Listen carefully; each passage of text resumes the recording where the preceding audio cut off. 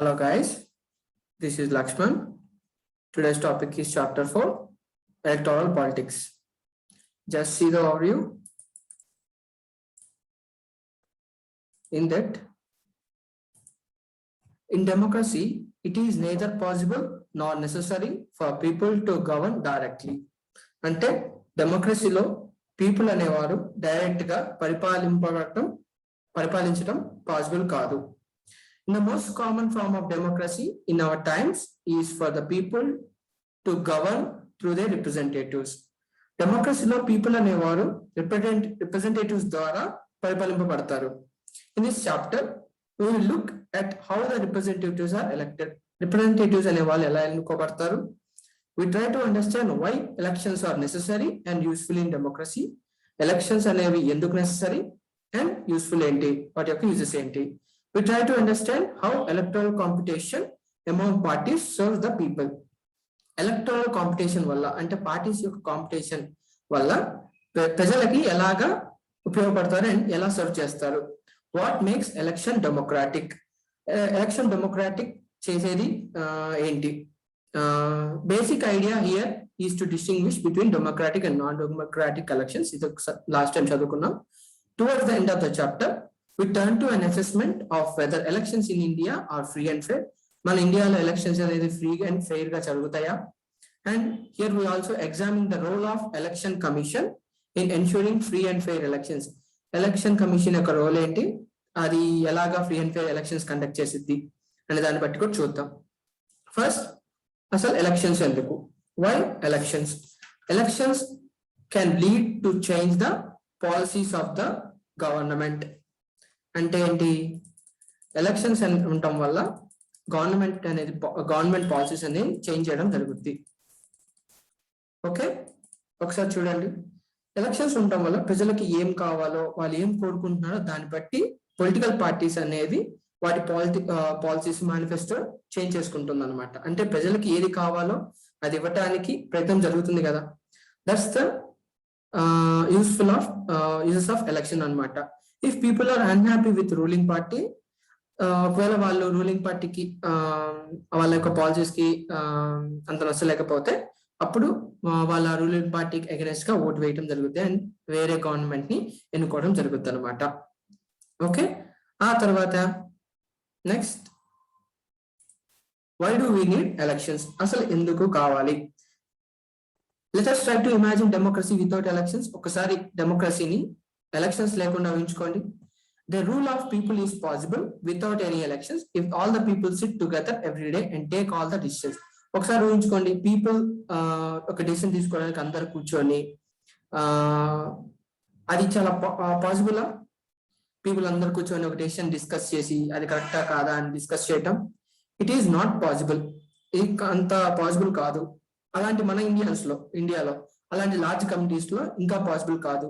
ఎందుకంటే పీపుల్ కి అంత టైం ఉండదు. No time for the people to participate and has no that much knowledge. అంత నాలెడ్జ్ కూడా అందరికీ ఉండకపోవచ్చు. కాబట్టి ఆ తర్వాత in the most democracies people rule through they representatives. చాలా డెమోక్రాటిక్ కంట్రీస్ లో ప్రజలు అనే వాళ్ళు రిప్రజెంటేటివ్స్ ద్వారా రూల్ చేయబడతారు అనమాట. కొన్ని బేసిక్ క్వశ్చన్స్ ఉన్నాయి. ఏంటది? How to you find out if the people like the representatives? ఆ రిప్రజెంటేటివ్ పీపుల్ ప్రజలకి ఆ రిప్రజెంటేటివ్ నచ్చారా లేదా అని ఎలా తెలుసుకుంటాం? How do we ensure that these representative rule as per the wishes of the people? ప్రజలు కోరుకున్నట్టు ఆ రిప్రజెంటేటివ్ ఉంటున్నాడా లేదా అనేది ఎలా తెలుసుకుంటాం? దానికి ఒక మెకానిజం ఉంది. ఆ మెకానిజమే ఎలక్షన్ అన్నమాట. People can choose the representative at regular intervals and change them if they wish to do so. అంటే ఏంటి? ప్రజలు అనే వాళ్ళు రెగ్యులర్ ఇంటర్వెల్స్ లో ప్రతి 5 years ఒకసారి రిప్రజెంటేటివ్స్ ని ఎన్నుకుంటారు. అదే ఎంపీని కానీ ఎమ్మెల్యేని కానీ ఎన్నుకుంటారు అనమాట. ఒకవేళ వాళ్ళకి నచ్చకపోతే వేరే వాళ్ళని ఎన్నుకోవడం జరుగుతుంది అనమాట. అది దేని ద్వారా జరుగుద్ది? ఎలక్షన్ అనే మెకానిజం ద్వారా జరుగుతుంది అనమాట. In elections voters makes many choice. Voters కి చాలా చాయిసెస్ ఉంటాయి. ఏం choices? They can choose who will make laws for them. ఎవరైతే వాళ్ళ కోసం లాస్ చేస్తారో వాళ్ళని చూస్ చేసుకుంటారు. They can choose who will form the government and take major decisions. ఎవరైతే గవర్నమెంట్ ని ఫామ్ చేయాలనుకుంటున్నారో, ఎవరైతే మేజర్ డిసిషన్స్ తీసుకుంటారో వాళ్ళని మాత్రమే చూస్ చేసుకుంటారు. They can choose the party whose policies will guide the government in law making. వాళ్ళు ఏ పాలసీస్ అయితే బాగున్నాయో, ఏ పార్టీ యొక్క పాలసీస్ బాగున్నాయో ఆ పార్టీని చూస్ చేసుకుంటారు గవర్నమెంట్ ఫామ్ చేయడానికి.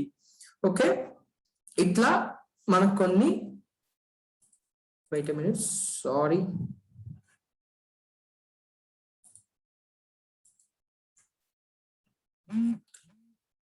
after that what makes election democratic? Election democratic కొన్ని కండిషన్స్ ఉన్నాయి. Conditions of a democratic elections ఎలా జరుగుతాయి? First, everyone should be able to choose. అంటే ఏంటి? Everyone has right to vote. ప్రతి ఒక్కరికి ఓటు హక్కు ఉండాలి. And each vote should have equal value. ప్రతి ఓటుకి దానికి ఒక ఈక్వల్ వాల్యూ ఉండాలి. సెకండ్ ఏంటిది? Parties and candidate should be free to contest elections and should offer some real choice to the voters. అంటే ఏంటి? Parties and candidate should be free to contest elections. వాళ్ళు contest చేయడానికి ఫ్రీగా ఉండాలి, అందరూ contest చేయగలగాలి. And should offer some real choice to the voters అన్నమాట. ఏంటి? అలా ఉన్నప్పుడే కదా ప్రజలకు చాయిస్ ఉండేది. అంటే ఒకళ్ళే ఎలక్షన్స్ లో పార్టిసిపేట్ చేస్తే ఆ ఒక్కళ్ళు మేబీ మంచిగా పాలసీస్ చేయొచ్చు, చేయకపోవచ్చు. కాబట్టి ఫ్రీగా ఉండాలన్నమాట. పార్టీస్ కి నెంబర్ ఆఫ్ క్యాండిడేట్స్ కంటెస్ట్ చేసినట్టు ఉండాలన్నమాట. అప్పుడే ప్రజలకి మంచి చాయిసెస్, ఎవరినైతే బాగా మంచి పాలసీస్ ఉంటాయో, ఎవరైతే బాగా చేయగలరో, ఎవరైతే సర్వ్ చేయగలరో పీపుల్ కి, వాళ్ళని ఎంచుకోవడానికి ఛాన్సెస్ ఉంటాయి.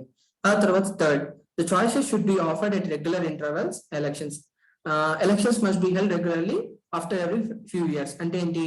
ఎలక్షన్స్ అనేది ప్రతి 5 years, మన ఇండియాలో ఏంటి ప్రతి 5 years కి ఒకసారి, అలాగే ప్రతి కంట్రీస్ లో అలాగా రెగ్యులర్ ఇంటర్వెల్ టైమ్స్ లో కండక్ట్ చేయాలన్నమాట.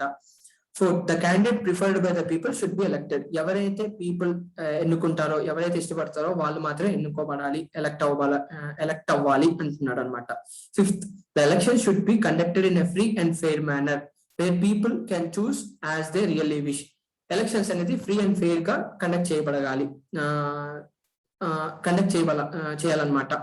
Okay, these are the conditions అన్నమాట. These might look like very simple. ఈ కండిషన్స్ అనేది మనకి సింపుల్ గాను ఈజీగాను కనిపిస్తాయి, కానీ చాలా కంట్రీస్ ఈ కండిషన్స్ అనేది ఫాలో అవ్వలేవు అనమాట. We will apply these conditions to the elections held in our own country to see if can call these democratic elections. మన కంట్రీలో ఈ కండిషన్స్ అన్ని ఫాలో అవుతాం కాబట్టి మనది డెమోక్రాటిక్ ఎలక్షన్స్ అంటారు అనమాట. ఆ తర్వాత is it good to have political competition? Political competition ఉండటం మంచిదా? ఎందుకు political competition? To do good to the people. ప్రజలకు మంచి చేయడానికి ఉపయోగపడుతుంది అంటున్నాడు. ఎలాగా? Just see, if there is no competition, మనకు కనుక కాంపిటీషన్ లేకపోతే ఎలక్షన్స్ విల్ బి పాయింట్లెస్ అంటున్నాడు. ఎందుకని? ఇప్పుడు ఎలక్ట్రల్ కాంపిటీషన్ ఉందనుకోండి, ఒక పార్టీ కన్నా ఇంకో పార్టీ పాలసీస్ బెటర్ గా చేయటం వల్ల ప్రజలకి ఉపయోగపడుతుంది కదా, అది ప్రజలకు ఉపయోగపడేట్టే ఉంటాయి. కాబట్టి పొలిటికల్ కాంపిటీషన్ అనేది అదొక ప్లస్ అన్నమాట. కానీ దీంట్లో మైనస్ కూడా ఉంది. It has demerits. It create a sense of disunity and factionalism in over locality. అంటే ఏంటి? హేట్రెడ్నెస్ ఇట్లాంటివి చాలా వరకు వస్తాయి అన్నమాట. దీంట్లో నెగిటివ్ పాయింట్ అది. Our constitution makers were aware of the problem yet the opted for free competition in elections has a way to select for our future leaders. ఎందుకు? ఈ మన కాన్స్టిట్యూషన్ మేకర్స్ కి ఇది తెలుసు, కానీ they did because the system works better in long run. కానీ పోను ఈ competition, political competition అనేది బెటర్ గా రన్ అవుతుంది, అండ్ దీనివల్ల మనకి ఒక బెటర్ సొసైటీ అనేది బిల్ట్ అవుతుంది అని చెప్పేసి వాళ్ళు ఈ యొక్క పొలిటికల్ కాంపిటీషన్ ని తీసుకోవడం జరిగింది. In ideal world, political leaders know what is good for the people and motivated only by the desire to serve them in ideal world. ఒక జస్ట్ ఊహ ఏంటంటే, పొలిటికల్ లీడర్స్ అనే వాళ్ళు ప్రజలకు మంచి చేయడానికి, వాళ్ళని మోటివేట్ చేయడానికి, వాళ్ళకి మంచి చేయడానికి, డిజర్వ్ టు సర్వ్ దెమ్, వాళ్ళకి ఉపయోగపడడానికి, వాళ్ళు సర్వ్ చేయడానికి ఉపయోగపడతారు అనమాట. కానీ పొలిటికల్ కాంపిటీషన్ ఇస్ నాట్. అప్పుడు ఎప్పుడైతే అలా ఉన్నప్పుడు పొలిటికల్ లీడర్స్ అనే వాళ్ళు పొలిటికల్ కాంపిటీషన్ అనేది అవసరం లేదు అంటున్నాడు. ఆ తర్వాత ఏంటి? But in real life political leaders Aspire for power and money. మనకేంటి మామూలుగా ఇప్పుడున్న టైమ్స్ లో పొలిటికల్ చాలా వరకు అని చెప్పలేం, కొంతమంది పొలిటికల్ లీడర్స్ పవర్ కోసం మనీ కోసం వాళ్ళు ఆస్పైర్ అవుతున్నారు అనమాట. In one way it is try and improve the knowledge. Political competition వల్ల ఏమవుతుంది, try and improve the knowledge and character of political leaders. వాళ్ళ క్యారెక్టర్ ఒకటి, నాలెడ్జ్ ఒకటి బిల్డ్ చేసుకోవడానికి ఉపయోగపడుతుంది అనమాట. On the same way to set the political leaders for serving the people and పనిషన్ if not doing so. ఈ political competition వల్ల political leaders అనే వాళ్ళు ప్రజలకు మంచి చేయడానికి, ఒకవేళ అది మంచి చేయకపోతే వాళ్ళని పనిష్ చేయడానికి ఉపయోగపడుతుంది అంటున్నాడు. Political competition may cause division and some ugliness but finally helps to force political parties and leaders to serve the people. Political competition అనేది హేట్రెడ్నెస్ ని జనరేట్ చేస్తుంది, కానీ కొంత టైంకి పొలిటికల్ పార్టీస్ కి లీడర్స్ కి సర్వ్ చేసే పీపుల్ కి సర్వ్ చేసే స్కోప్ కూడా ఉంటుంది అనమాట. ఓకే, ఆ తర్వాత what is our system of elections, మన యొక్క సిస్టమ్ ఏంటి. Next topic is what is our system of elections. Can we say Indian elections are democratic? ఇందాక చూసాం కదా, ఇండియన్ ఎలక్షన్స్ అనేది డెమోక్రాటికా అంటే elections for Lok Sabha and assembly elections are held regularly for every 5 years. మనకేంటి రెగ్యులర్ గా conduct చేయాలి అని చెప్పే కండిషన్స్ లో ఆ కండిషన్ ఫాలో అవుతుంది కదా. After 5 years Lok Sabha and Vidhan Sabha stand dissolve. ఆ 5 years తర్వాత లోక్సభ అనేది విధానసభ అనేది డిజాల్వ్ అయిపోద్ది. ఆ తర్వాత election held in all constituencies at the same time either on the same day or with in few days. అలా రిజాల్వ్ అయిపోయిన తర్వాత ఎలక్షన్స్ అనేది ప్రతి కాన్స్టిట్యుయెన్సీస్ లో ఎలక్షన్స్ ని కండక్ట్ చేసి ఏదో సేమ్ డే ఒకే డేలో కానీ లేకపోతే ఫ్యూ డేస్ డిఫరెన్సెస్ లో కానీ మనం కండక్ట్ చేస్తాం. దాన్ని ఏమంటాం, దిస్ కాల్ జనరల్ ఎలక్షన్స్ అంటాం. Same time elections is held only for one constituency. కానీ ఒక్కొక్క కాన్స్టిట్యుయెన్సీకి కొన్నిసార్లు ఎలక్షన్స్ అనేది ఒక కాన్స్టిట్యుయెన్సీకే కండక్ట్ చేస్తాం. To fill the vacancy caused by the death or resignation of a member.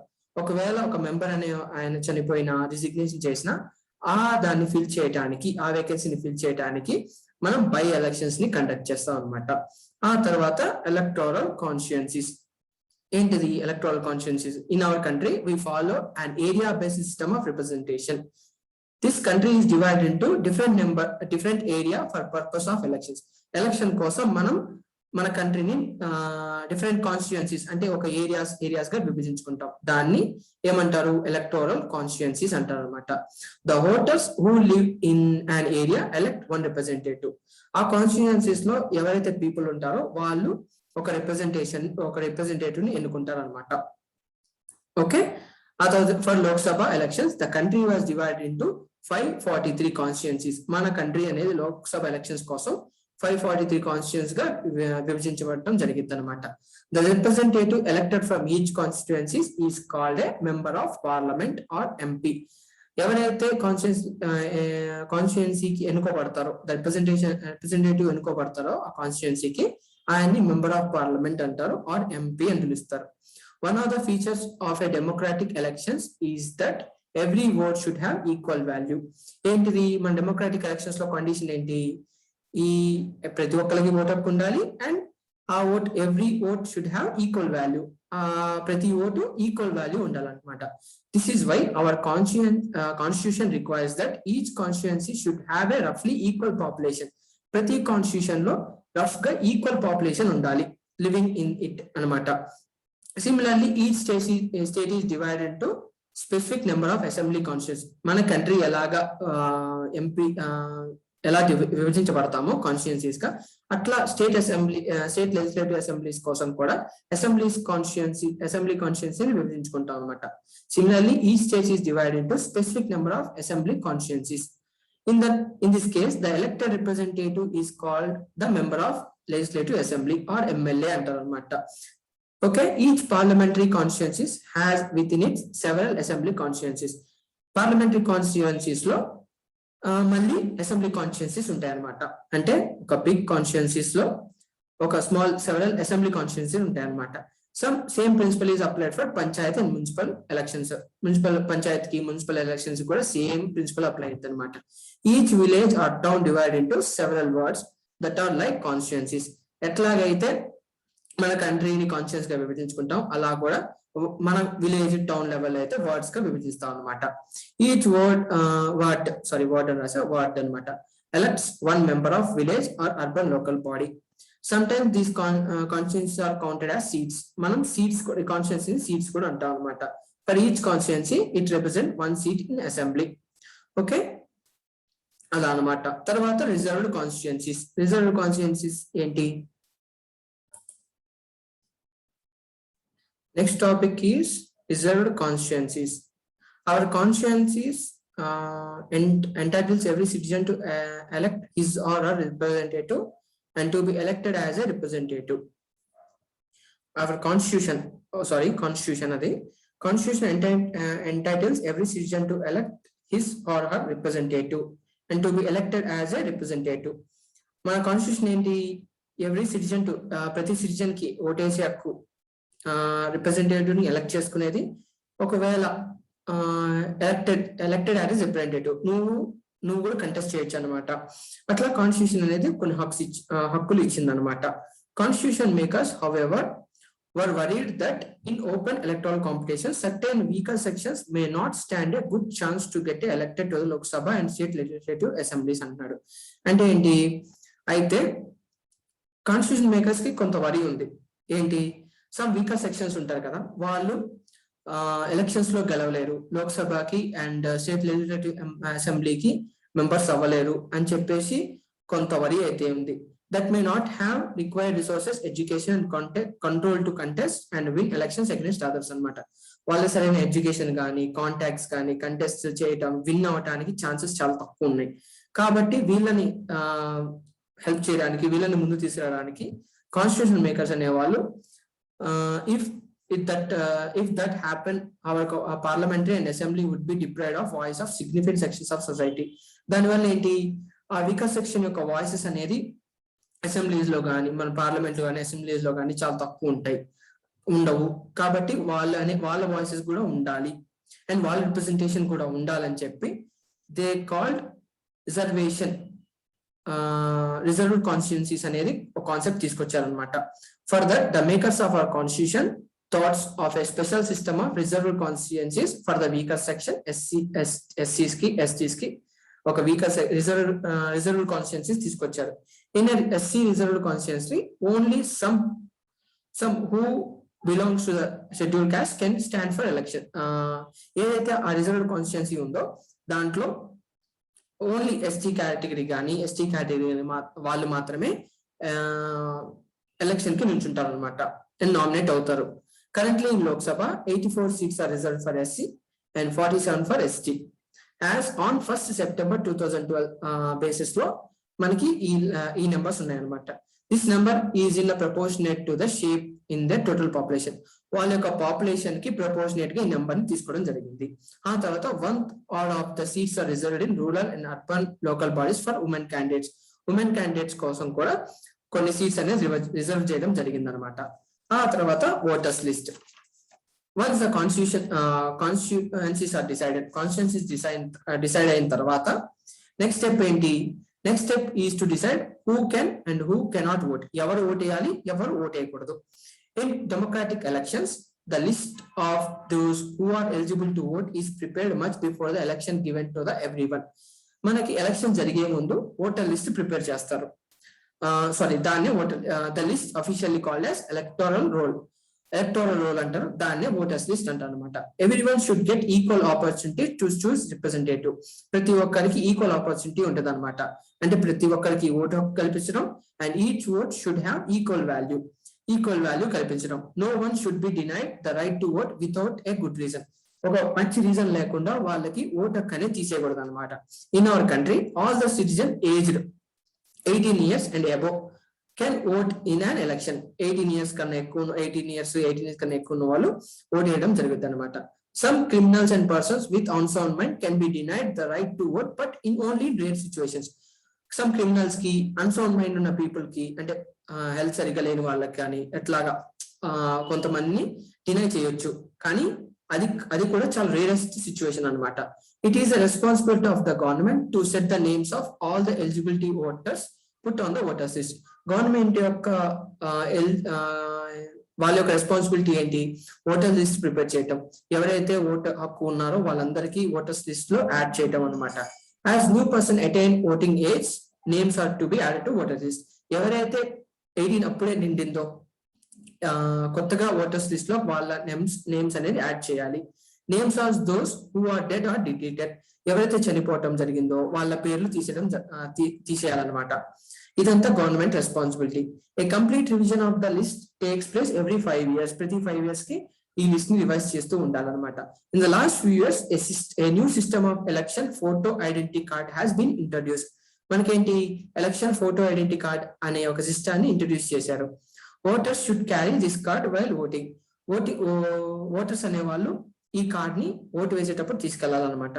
But the card is not at compulsory for voting. మనకేంటి, ఈ కార్డు ఉంటేనే ఓటు వేయాలి, ఈ కార్డు లేకపోతే ఓటు వేయలేరు అనేది లేదనమాట.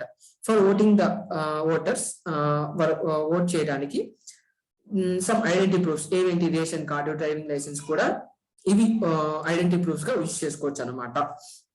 Okay, after that the nomination of the candidates. Next topic is nomination of the candidates. In democratic elections, people should have real choices. మన డెమోక్రాటిక్ ఎలక్షన్స్ లో పీపుల్ కి రియల్ చాయిసెస్ ఉండాలి, అంటే చాయిసెస్ ఉండాలి. దట్ హ్యాపెన్స్, అవి ఉన్నప్పుడే that happens only when these are almost no restrictions on anyone to contest and elections. Elections లో contest చేయడానికి ఎలాంటి రిస్ట్రిక్షన్స్ అనేది ఉండకూడదు. This is what our system provides. మన సిస్టమ్ అనేది, మన ఇండియన్ సిస్టమ్ అనేది ఇది ప్రొవైడ్ చేస్తుంది అనమాట. రియల్ చాయిసెస్ అనేది ప్రజలకి కల్పిస్తుంది. అంటే చాయిసెస్ ఉన్నప్పుడే కదా వాళ్ళు ఎలాంటి మంచి వ్యక్తిని వెనుకోవడానికి ఛాన్సెస్ ఉంటది. A candidate has minimum age is 25 years can nominate. 25 years age ఉన్న అతను నామినేట్ చేయొచ్చు అనమాట. Other restrictions are criminals but it was on a rare case. Criminals కొంతమంది క్రిమినల్స్ కి అట్లాంటి వాటికి కొన్ని రిస్ట్రిక్షన్ ఉన్నా కానీ అది రేర్ కండిషన్ అనమాట. Political parties nominate their candidates who get the party symbol and support. Party nominates, it's often called as party ticket. Party అనేది కొంతమంది వాళ్ళని నామినేట్ చేసి, వాళ్ళ యొక్క అభ్యర్థిని నామినేట్ చేసి తనకి పార్టీ టికెట్ ఇస్తుంది అనమాట. Every person who wishes to contest an election has to fill a nomination form and give some money as a security deposit. ఆ నామినేట్ అయిన పర్సన్ నామినేషన్ ఫామ్ ని ఫిల్అప్ చేసి సెక్యూరిటీ డిపాజిట్ అనేది, కొంత money అనేది security deposit గా కట్టాలన్నమాట. Okay, next ఆ తర్వాత recently a new system of declaration has been introduced on the direction from the Supreme Court. Supreme Court కొన్ని డైరెక్షన్స్ ఇచ్చింది అనమాట ఈ యొక్క నామినేషన్ మీద. ఏంటది, ఎవ్రీ క్యాండిడేట్ ఎవరైతే నామినేట్ అవుతారో ఆ క్యాండిడేట్ అనే వాళ్ళు కొన్ని to make a legal declaration giving full details of, వాళ్ళ యొక్క ఫుల్ డీటెయిల్స్ అనేది ఇవ్వాలంటున్నాడు. ఏమేమి డీటెయిల్స్, వాళ్ళ యొక్క serious criminal cases pending against the candidate, వాళ్ళ యొక్క క్రిమినల్ కేసెస్ ఏమేమి పెండింగ్ ఉన్నాయి. ఆ తర్వాత details of assets and liabilities of the candidates and his or our family, వాళ్ళ ఫ్యామిలీ యొక్క అప్పులు, వాళ్ళ యొక్క ఆస్తులు ఏంటని డీటెయిల్స్ మెన్షన్ చేయాలి. ఆ తర్వాత education qualification of the candidates, వాళ్ళ యొక్క ఎడ్యుకేషన్ క్వాలిఫికేషన్ కూడా మెన్షన్ చేయాలన్నమాట. ఆ తర్వాత this info has been made public. ఈ ఇన్ఫర్మేషన్ అంతా పబ్లిక్ కి ప్రచురించాలి, అంటే న్యూస్ పేపర్స్ లో కానీ టీవీ ఛానల్స్ లో ప్రచురింపబడాలన్నమాట. This provides an opportunity to the voters to make their decision on the basis of the info provided by the candidate. దాన్ని బట్టి ఓటర్స్ అనే వాళ్ళు వాళ్ళ యొక్క డెసిషన్ అనేది డిసైడ్ చేసుకుంటారు అనమాట, ఎవరికి ఓటు వేయాలి, ఎవరికి ఓటు వేయకూడదు అనేది. ఆ తర్వాత education qualification are not relevant to all kinds of jobs. ఏంటి, ఎడ్యుకేషన్ క్వాలిఫికేషన్ అనేది కొన్ని జాబ్స్ కి అంత రిలవెంట్ కాదు. ఎగ్జాంపుల్ చూడండి, the relevant qualification for selection of Indian cricket team ఏంటిది, ఇండియన్ క్రికెట్ టీమ్ కి సెలెక్ట్ అవ్వాలంటే ఏం కావాలి, ability to play cricket well. ఎవరైతే క్రికెట్ బాగా ఆడతారో వాళ్ళు ఇండియన్ టీమ్ కి సెలెక్ట్ అవుతారు కదా. Similarly the relevant qualification for being an MP or MLA is the ability to understand people's concerns, problems and to represent their interest. ఏంటి, people యొక్క బాధలు, వాళ్ళ యొక్క సమస్యల్ని అర్థం చేసుకోగలిగితే చాలు కదా ఎంపీ ఎమ్మెల్యే అవ్వడానికి. ఒక ఇంపార్టెంట్ రిలవెంట్ క్వాలిఫికేషన్ ఏంటి, వాళ్ళ యొక్క అండర్స్టాండింగ్ పీపుల్స్ కన్సర్న్స్, వాళ్ళ యొక్క ప్రజల యొక్క బాధలు తెలుసుకోవటం, వాళ్ళకి సర్వ్ చేయటమే కదా వాళ్ళ యొక్క క్వాలిఫికేషన్ అనేది. Okay, that's the education qualification అన్నమాట.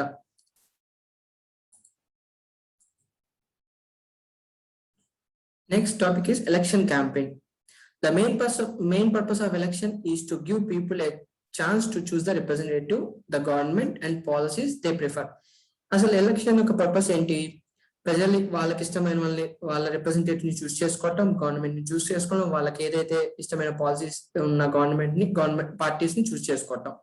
Therefore, it is necessary to have a free and open discussion about who is a better representative, which party will make a better government or what is good policy.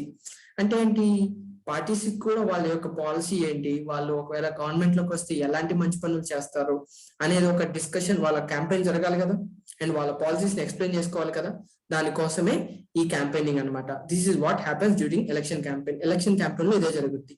In our country, election campaign takes place for a 2-week period between the announcement of final list of candidates and date of polling. 2 weeks అనే time ఉంటుంది అనమాట. ఎప్పుడు final list candidates యొక్క final list announce చేసిన అప్పటి నుంచి date of polling ముందు దాకా దీన్ని క్యాంపెయినింగ్ పీరియడ్ అంటారు. During this time the candidates contact their voters దగ్గరికి వెళ్ళి వాళ్ళకు ఓటేయండి అని అడుగుతారు అనమాట. Political leader address they speeches, వాళ్ళ స్పీచెస్ అడ్రస్ చేసుకుంటారు. ఆ తర్వాత political parties they prepare for election month before their actually takes place. ఒక మంత్ ముందే ఎలక్షన్స్ జరుగుతున్నాయి, ఈ రోజు ఎలక్షన్స్ అంటే ఈ రోజు నుంచి మంత్ ముందే వాళ్ళు పొలిటికల్ పార్టీస్ అనేది ప్రిపేర్ అవుతూ ఉంటారు అనమాట. In democracy it is the best to leave political parties and candidates free to conduct there election campaign in the way they want. వాళ్ళకి ఇష్టం వచ్చినట్టు వాళ్ళ యొక్క ఫ్రీనెస్ ఉండాలి. వాళ్ళ యొక్క ఎలా ప్రెజెంట్ చేసుకుంటారో, వాళ్ళ పాలసీస్ ఎలా ప్రెజెంట్ చేసుకుంటారో వాళ్ళకంటూ కొంచెం ఫ్రీనెస్ అనేది ఉండాలన్నమాట. కానీ దీంతో పాటు సమ్ రిస్ట్రిక్షన్స్ అనేది ఉంటాయి. ఏంటి ఆ restrictions? Party or candidate cannot do bribe or threaten voters. వాళ్ళకి డబ్బులు ఇవ్వటం కానీ వాళ్ళని భయపెట్టడం కానీ జరగకూడదు. ఓటర్స్ ని appeal to them in the name of caste పేరుతో, రిలీజియన్ పేరుతో ఓటేయమని అడగకూడదు. Use government resources for election campaign. Government resources ని యూజ్ చేయకూడదు. Spend more than 25 lakhs in a constituency Lok Sabha election or 10 lakhs in a constituency in an assembly elections.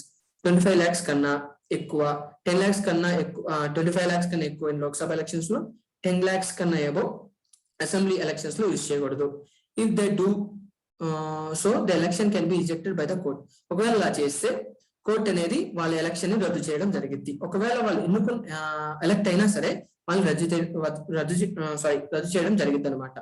All the political parties in our country has agreed to a model code of conduct for election campaign. వాళ్ళ యొక్క model code of conduct ని agree అయ్యారనమాట మన political parties వాళ్ళు. ఆ model code of conduct ఏంటి? According to the model code of conduct, no party and no contact can use any place of worship for election propaganda. Election propaganda కంటే election మాకు ఓటేయండి అని చెప్పడానికి ఒక ప్లేస్ ఆఫ్ వర్షిప్ ని choose చేసుకోకూడదు. Use government vehicles, air crafts, officials for elections. Government vehicles ని, air crafts ని, గవర్నమెంట్ ఎయిర్ క్రాఫ్ట్స్ ని, గవర్నమెంట్ అఫీషియల్స్ ని యూజ్ చేసుకోకూడదు అనమాట. Once elections are announced, ministers shall not lay foundation stones of any project. ఒక project యొక్క foundation stones కానీ, big policy decisions కానీ, make any other promises providing public facilities, ఏదైనా పెద్ద పెద్ద ప్రామిసెస్ కానీ అనేది ఎలక్షన్స్ ఎప్పుడైతే అనౌన్స్ చేస్తారో మినిస్టర్స్ అనేవాళ్ళు అనౌన్స్ చేయకూడదు అనమాట. ఓకే, ఆ తర్వాత next polling and counting of votes అనమాట.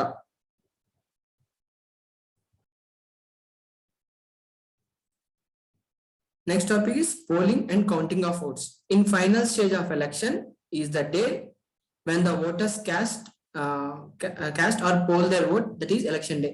Final stage of election enti election day ne kada. Aa roju every person whose name in on the voter list can go to the nearby polling booth. Evaraithe voters list lo aa perlu untayo vallu nearby polling booth loki velli vote cheyadam jarugundi. Once the voters goes inside the booth, the election officials identify her or him, put a mark on her to cast a vote. మన చేతికి ఇంక్ అనేది mark చేసి caste చేయడానికి election officials అనేవాళ్ళు మనకి cash చేయడానికి vote ని cash చేసుకోవడానికి లోపలికి పంపిస్తారు అనమాట. An agent of each candidate is allowed to sit inside the polling booth and ensure that the voting takes place in a fair way. Candidate సంబంధించిన ఒక ఏజెంట్ అనే వాళ్ళు ఆ పోలింగ్ బూత్ లో ఉంటారు. ఎందుకని? ఓటింగ్ అనేది పర్ఫెక్ట్ గా జరుగుతుందా, ఫెయిర్ గా జరుగుతుందా లేదో తెలుసుకోవడానికి అనమాట.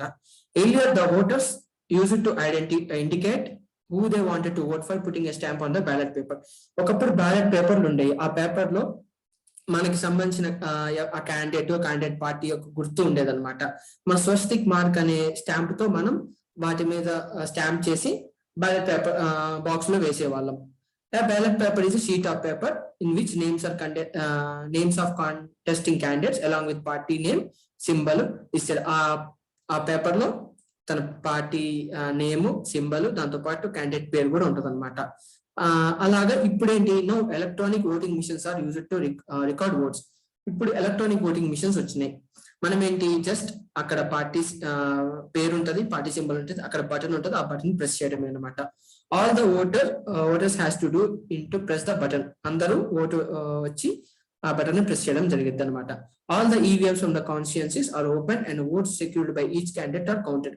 ఆ తర్వాత ఈవీఎంస్ అన్నిటిని, ఆ కాన్స్టిట్యుయెన్సీ సంబంధించిన ఈవీఎంస్ అన్నిటిని కలెక్ట్ చేసుకొని కౌంట్ చేయడం జరిగింది. ఎవరైతే ఎక్కువ ఓట్స్ వచ్చారో వాళ్ళు ఎలక్ట్ అవ్వబడతారు. ఈవీఎంస్ తో పాటు ఇప్పుడు వీవీప్యాట్స్ కూడా వచ్చినాయి అనమాట. మనం ఎప్పుడైతే ప్రెస్ చేయగానే ఒక సింపుల్ స్లిప్ లాగా మనకి ఎవరికి ఓటేసాము ఆ పేరు, మన ఆ సింబల్ అనేది కనపడి ఆ తర్వాత దాంట్లోనే పడిపోయింది అనమాట ఆ స్లిప్ అనేది. అట్లా ఇప్పుడు వీవీప్యాట్స్ కూడా రావడం జరిగింది. Okay, this is the chapter. దీంట్లో ఇంకా కొన్ని టాపిక్స్ ఉన్నాయి, అది ఇంకో వీడియోలో మీకు అప్లోడ్ చేస్తాను. Thanks for watching. Please share, like and comment and subscribe to my channel. Thank you.